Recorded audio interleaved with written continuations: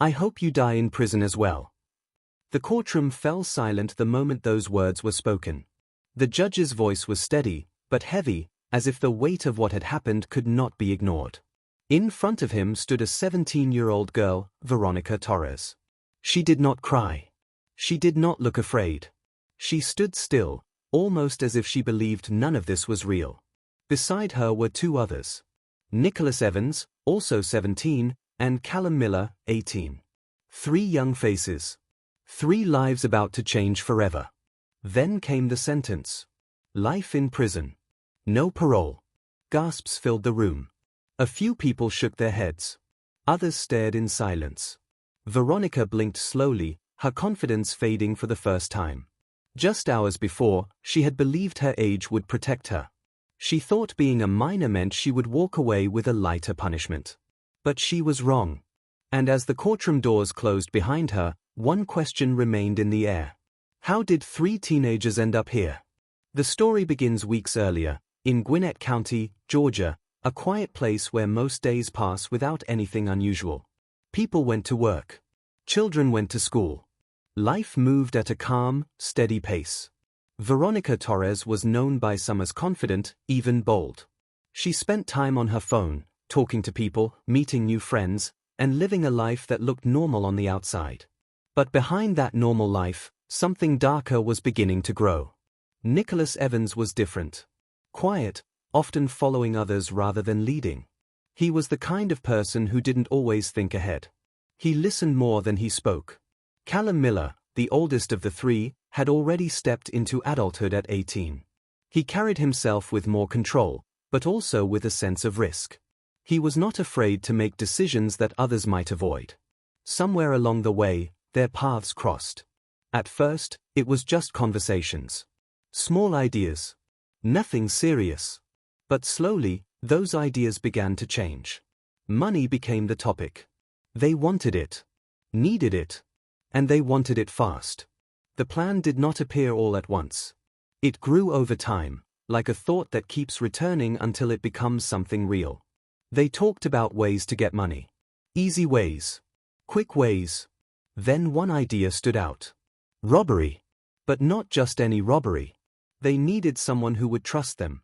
Someone who would not expect danger. That is when William Tons entered the story. William was 21 years old. He lived his life like many young adults, working, spending time online, and meeting people.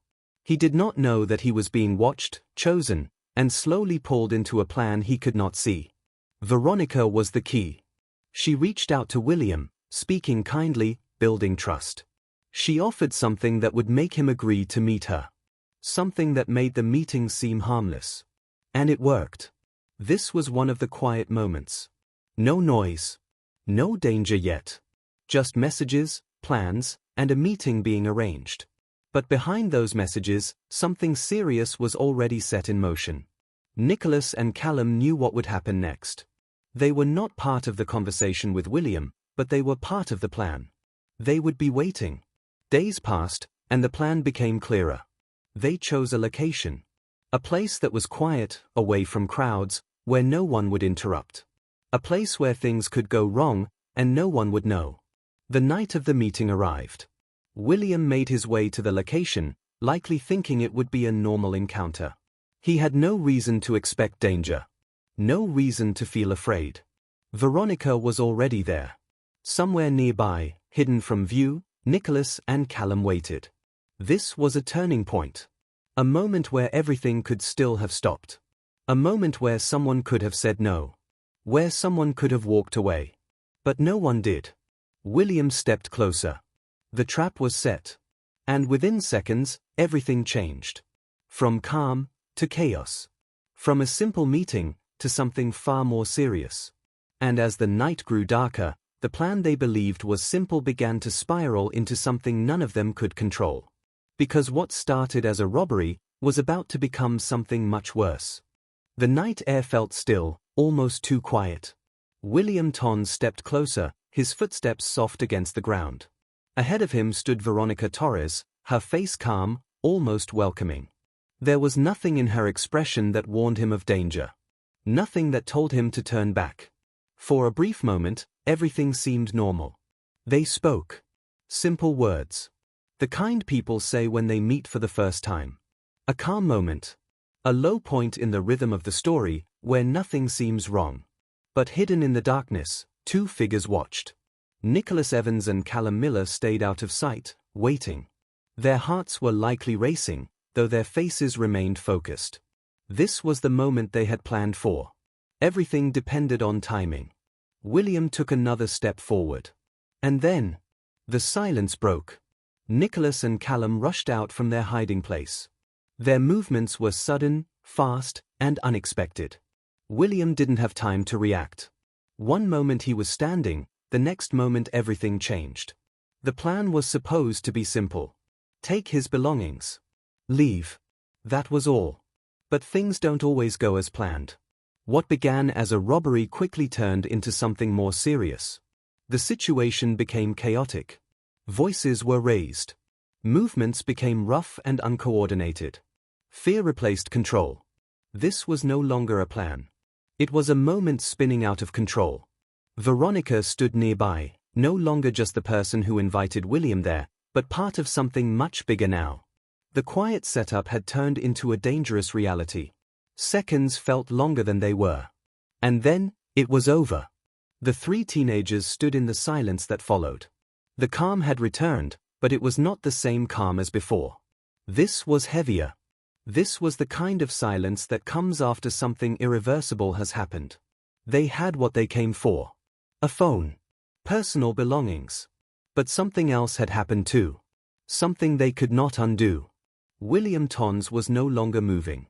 The plan had crossed a line. And now, everything had changed. For a moment, no one spoke. No one moved. It was as if the reality of what had just happened had not fully reached them yet. Then came the next decision. What do they do now? Panic began to rise. Not loud panic, but the kind that sits inside your chest, making your thoughts race. They could not stay there. They had to leave. Investigators would later say that the group made a choice in that moment that would shape everything that followed. Instead of calling for help, instead of stopping, they chose to walk away. They left William behind. The night, once quiet and still, now held a secret. A secret that would not stay hidden for long. The three moved away from the scene, trying to put distance between themselves and what had happened. Their footsteps were quicker now. Less controlled. The calm moments were gone. This was a high point again, a turning point that pushed the story forward. But even as they left, the consequences were already beginning. Time passed. Hours turned into morning. And with daylight, the truth began to surface. Someone found William. Authorities were called. What was once hidden in the dark was now in full view. Police officers arrived, securing the area, beginning the careful process of understanding what had happened. This was no longer just a missing item or a small crime. This was a serious case. Investigators worked step by step, collecting evidence, asking questions, building a timeline. Every detail mattered. And slowly, a picture began to form. A meeting. A plan. 3 teenagers. The clues pointed in one direction. It did not take long before names entered the investigation. Veronica Torres. Nicholas Evans. Callum Miller. At first, they were just names connected to a possibility. But as more information came in, those names became central to the case. Messages. Connections. Movements. Everything started to link together. The quiet planning from days before had left a trail. And now, that trail was leading straight back to them. One by one, the truth came closer. Authorities began locating the suspects. What had once felt like a plan hidden in secrecy was now fully exposed. There was no more hiding. The arrests came soon after. Each of them faced the reality they had not fully understood before. What seemed like a quick way to get money had turned into something far more serious. They were taken into custody. The questioning began. And with each answer, each piece of evidence, the case grew stronger. This was another low moment, quieter, more controlled, but filled with tension. The kind of tension that builds as the truth becomes impossible to escape.